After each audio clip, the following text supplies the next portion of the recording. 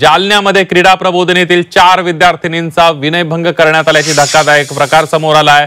क्रीडा शिक्षकाला या प्रकरणामध्ये पोलिसांनी बेड्या ठोकलेल्या आहेत। विद्यार्थिनींचा विनयभंग केल्याचं तपासात उघड झालंय। क्रीडा शिक्षकावर पॉक्सो कायद्यानुसार गुन्हा दाखल करण्यात आलाय।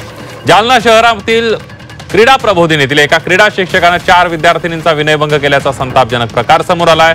या प्रकरणी प्रमोद खरात याला पोलिसांनी बेड्या ठोकल्यात। अल्पवयीन मुलींचं लैंगिक शोषण होत असल्याची गोपनीय माहिती पोलीस अधीक्षक अजय कुमार बंसल यांना मिळाली होती।